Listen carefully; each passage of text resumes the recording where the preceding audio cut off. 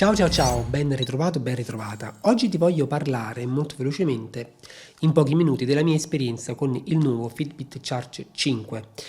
Questo fitness tracker evoluto su una fascia di mercato piuttosto alta di Fitbit, 180 euro, ma anche molto accessoriato, molto ben accessoriato, GPS, naturalmente il sensore per andare a rilevare, il sensore ottico a rilevare la frequenza cardiaca e la saturazione dell'ossigeno nel sangue, il sensore per rilevare l'attività elettrotermica della cute, dell'epidermide, in modo tale che può insegnarti a gestire meglio lo stress attraverso misurazioni successive ed è capace di andare a tracciare un ECG, cosa che al momento io non ho provato perché non è ancora attiva. Rispetto al modello 4, le caratteristiche principali, diciamo l'innovazione è su due fronti. Innanzitutto il display a colori. C'è il sensore EDA ed è stato rimosso il tasto fisico e in più il display è stato un poco arrotondato, un design un po' più moderno rispetto a quello troppo squadrato del modello precedente. Un display da 1,04 pollici, naturalmente touch, e insomma io l'ho provato insomma, sia allenandomi 3 volte a settimana per una trentina di minuti con GPS e monitorando il sonno tutte le notti e mi è durato più o meno 5 giorni. La batteria dichiarata è 7, quindi direi che più o meno ci siamo e non è male per questo livello di dispositivo e soprattutto considerando pure il fatto che ho utilizzato diverse volte i sensori EDA. Vediamolo velocemente nell'unboxing più da vicino e poi ti dico che cosa ne penso, come mi sono trovato.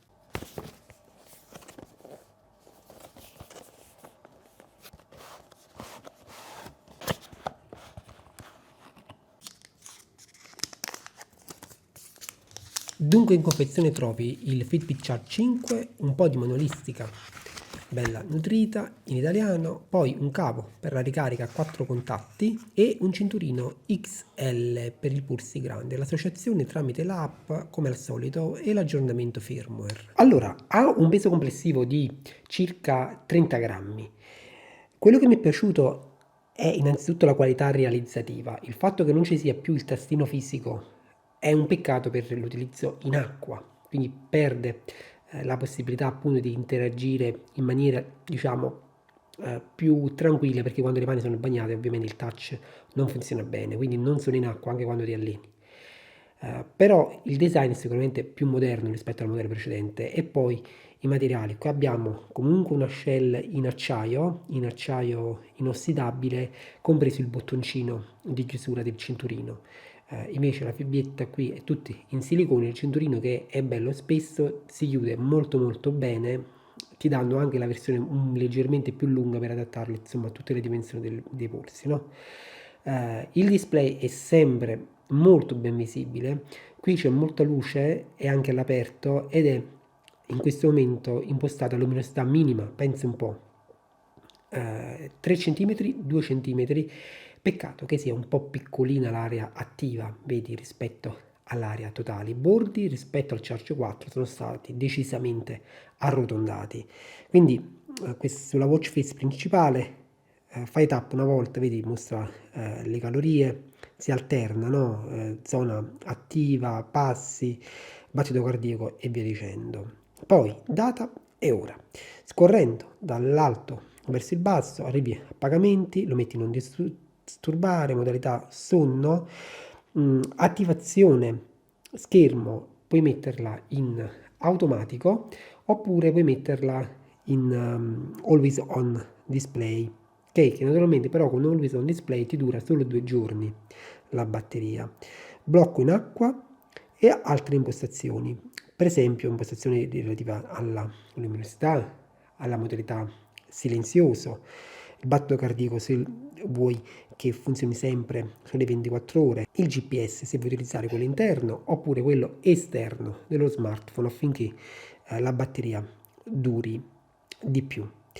Per tornare indietro fai semplicemente così, scorrendo dal basso verso l'alto le statistiche relative alla giornata, quindi quelle classiche di Fitbit, le statistiche del sonno, l'S+2 e così via. Torni indietro sempre così, andando da sinistra verso destra, puoi per esempio avviare un ciclo di 3 minuti, ma puoi eventualmente cambiare questo valore di misurazione DA. Ci sono infatti questi due grandi contatti a destra e a sinistra che puoi andare a misurare e cominci a respirare e la misurazione EDA parte.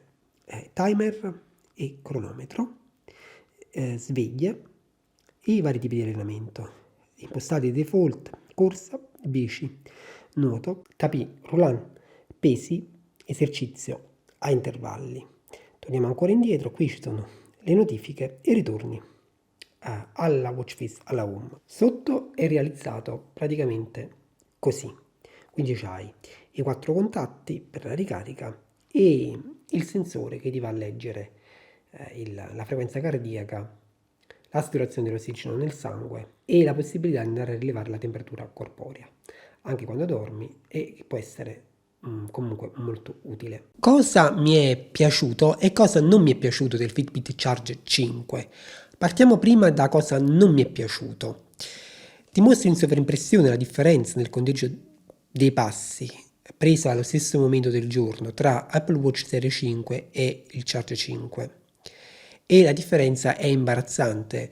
Fitbit Charge 5 è altamente impreciso, a fine giornata ti va a contare più del doppio dei passi che tu effettivamente fai.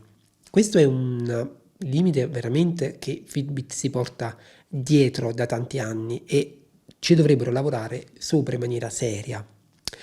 La seconda cosa, hanno rimosso il tasto fisico, il che lo rende meno utile non solo in acqua, più difficile da utilizzare in alcuni tipi di allenamenti e quando hai le mani bagnate.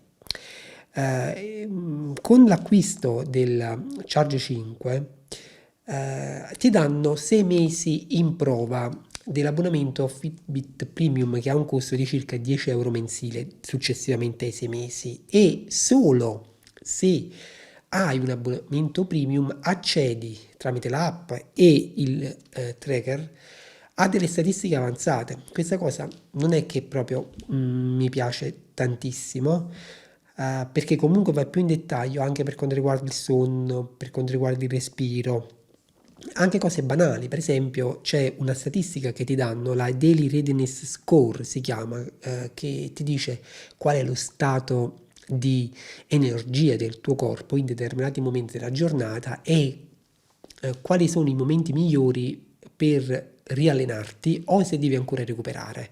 È una specie di della funzione che Garmin ha chiamato Body Battery, ok? Però qui la devi pagare 10 euro al mese successivamente a questi 6 mesi, ok? Le app disponibili sono limitate, come al solito, insomma, si sa che insomma la libreria di applicazioni Fitbit è veramente estremamente ristretta.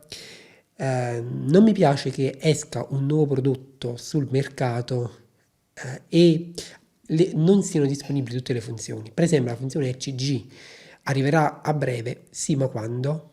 Perché Fitbit a volte ha fatto aspettare davvero tanto tanto tanto. Il dispositivo non si integra con servizi di terze parti, per esempio con l'Apple Health Kit, insomma, oppure con Google Fit. Quindi diciamo, devi utilizzare la sua app che è fatta però bene. Tra le cose che invece mi piacciono è ottimo il GPS, veramente rapido a collegarsi, sufficientemente preciso, non ci sono differenze con le prestazioni che hai su uno smartwatch, per esempio con l'Apple Watch, ma anche col Fitbit Sense che abbiamo provato qui sul canale. Il design mi piace tanto, un bel design, soprattutto i materiali sono premium, l'arrotondamento degli angoli del display secondo me ci sta tutto, ha un design bello moderno, più piccolo del 10%, più sottile rispetto al Charge 4 e poi penso che l'EDA su un dispositivo del genere sia utile, perché è uno strumento. Quindi come tutti gli strumenti sta a te poi utilizzarlo bene o non utilizzarlo, oppure lo utilizzi una volta, vedi che non ti è utile e non lo utilizzi più. L'EDA va usato con costanza nel tempo, perché il fatto di metterti lì sta a respirare quei 3, 5, 10 minuti al giorno è esattamente quello che ti aiuta a staccare, a rilassarti, e non è che lo devi fare una volta, due volte, lo devi fare insomma per un mese, 2 mesi, 6 mesi, e vedrai, magari non tutti i giorni, 3 volte a settimana, 5 volte a settimana, e vedrai che ti aiuterà, vedrai che ti misurerà dei progressi. Quindi l'EDA, secondo me, se usato bene, è un valore aggiunto di un dispositivo del genere, perché insomma te lo aspetti anche, no? Altrimenti perché rivolgerti ad una fascia così alta di mercato se devi contare solo i passi o allenarti, farti una corsetta? Gli allenamenti secondo me funzionano bene, soprattutto quelli dove tu vuoi utilizzare il GPS integrato. Mi piace come va a calcolare le calorie, e soprattutto è ottimo il monitoraggio del sonno corredato da informazioni riguardo alla saturazione.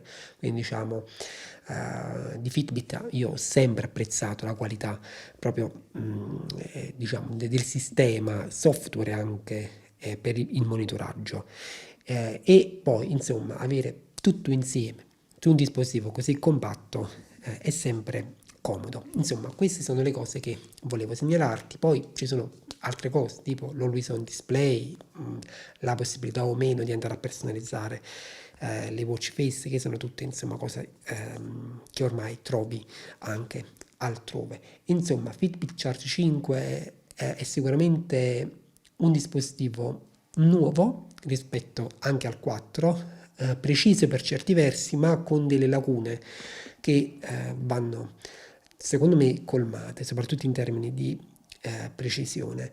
E poi c'è il discorso del Fitness Premium, l'abbonamento, cioè secondo me non è per tutti, va valutato caso per caso, e quindi io non so se effettivamente poi valga la pena mantenerlo o meno. Hai 6 mesi gratuiti, lo provi, se poi ritieni veramente essenziali le informazioni in più che ti dà, bene.